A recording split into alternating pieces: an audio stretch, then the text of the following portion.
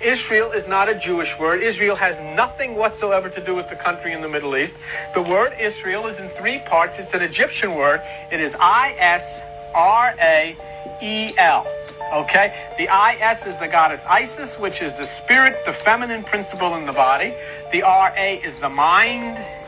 And the E-L is the God impulse in you.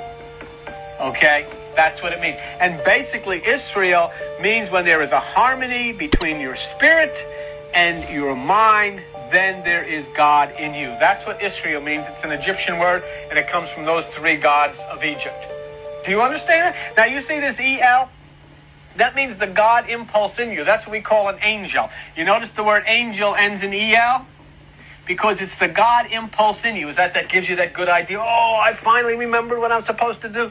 That's an angel. That's an impulse that comes from your higher mind, from the electromagnetic field of the right hemisphere. That's why all of the angels' names end in E-L. Gabriel, Raphael, Uriel, Michael, etc. Okay? And that's all it's talking about. So if we come back, then when it says that there will be Russia or Rosh coming down to attack Israel, it means the emotions come down to attack that which is the spirit and mind and that which is the godliness within you. And here will come then the fire from heaven, which means the impulses will come, the spiritual impulses will come from the higher consciousness down to destroy all of those things that are coming against you. Now, this video is for entertainment purposes only. This is just a theory, TikTok. Be cool, bro.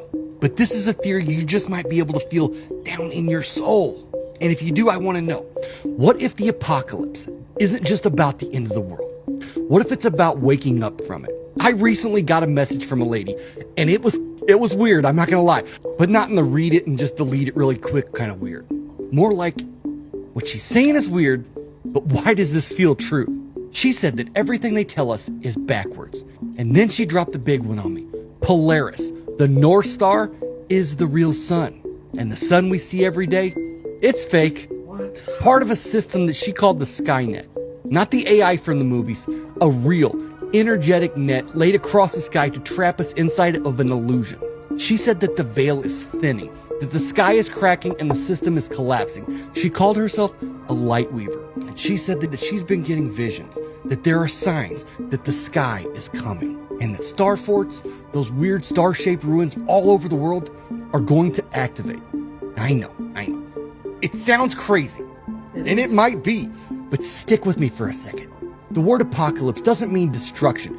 It comes from the Greek word apocalypsis, which means the unveiling, the truth being revealed. The mask seems to be coming off, and right now, it feels like the mask is slipping. Fake clouds, sky glitches, suns with rings all around them, planes hovering in midair, people are capturing it, posting it, but mainstream science just shrugs it off. I've had people send me so many videos of weird sky phenomena. The other day, I'm walking through the cemetery on my morning walk. I look up and it looked like a wave crossed the sky, like it just rolled. I thought I was losing it, and I might have been. What if the sky that we see isn't real? What if we've been under a dome the entire time? And what if Polaris, that one fixed star that never moves, it isn't just a star, but what if it's the original light source? Reading up on this, some people say that the grid that powers the system, the one that keeps us locked in, is failing. That the old energy is collapsing and that something new is coming online, or maybe something ancient. She said that the more people believe that the Skynet is falling, the faster it falls. And if that sounds like new age fluff to you, check the source. Quantum physics proves that the observer affects reality. The double slit experiment, placebos, even prayer studies, our minds shape the world more than we think. So what happens when thousands, millions of people stop believing in the illusion? What if we're not witnessing the end of the world, but the end of a spell? What if the system's only as strong as our attention to it and we're finally just tuning it out? Maybe that's why the news is just pure fear. Recently, the news came up with something new, something that I've never heard of before. They started categorizing future storms that are 6 days out, saying that it's a Category 3, a Category 4 weather event. Tornadoes possible. They're using systems and things that sound horrible. Do they know where the storms are happening? No, they know around the area. But now we're being scared of storms a week out instead of just that day. A tornado warning. The news is pure fear. Why they need to scare us into thinking that collapse means death. But what if collapse means freedom? What if the veil lifting is the best thing that's ever happened? The Matrix fails, the dome cracks, and we finally get to see the world as it actually is. Polaris in the sky, star forts lighting back up, energy grids reconnecting. It's not the end, it's the reveal. And it really doesn't matter if it sounds crazy, because this is just a theory. But something inside you may already feel like that it's true. If you've seen the sky glitch, if you felt like something is coming, if your intuition is screaming at you right now, drop me a comment and let me know that I'm not the only one that might be feeling this shift. Because if the false sky is coming, maybe the real one's finally coming through. And Polaris might be coming home. Damn it, man. TikTok, this is just for entertainment purposes only. This is just a theory. We're just bullshitting here, right? Damn it, man. Twice. Yo, this pisses me off, guys. Guess what this is right here? I can't believe that I used to eat this. I had no idea how it was created. I mean, it just comes to find out that all these processed foods are literally poison. And that's literally what makes up 90% of grocery stores. And I mean, you wouldn't believe what this is, because like I said, I grew up eating this a lot. And just has me thinking, what else were we eating that we have no idea how it was created? Now, some people may know, you may know, but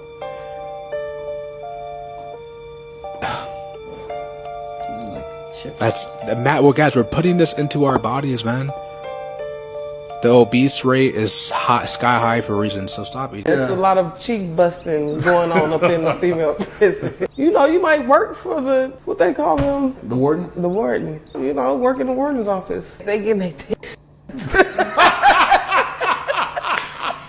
Because these women, they know they're in prison. These dudes does not have no problems busting up in the women. They have no problems. They getting that.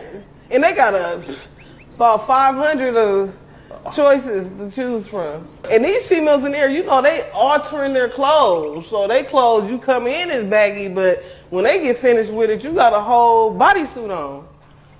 Yeah, so you walking around, you can see it all. Oh. The little monkey print, that they make sure they nice. They doing their makeup, hair. I'm talking about you getting when these females get up in the morning. Oh, they getting dressed. They ain't playing no games. And is there a lot of because I know in the camps they have, I heard, a lot of blind spots. Is there a lot of spots where people could get out of, like, you know, look out and all that? There's a lot of that going on now. Oh yeah. Okay. You know, you get in the prison, you get to walk off, and it's your world.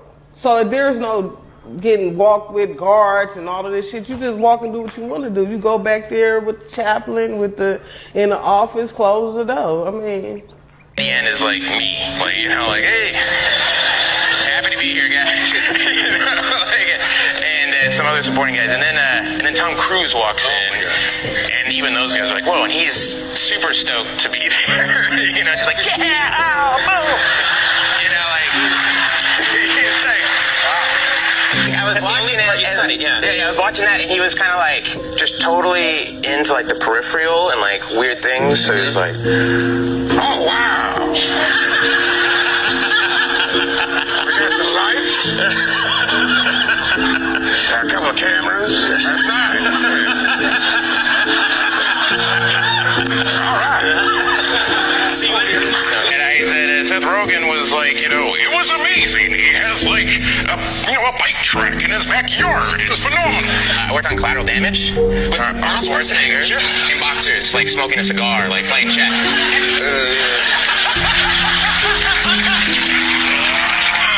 Come on.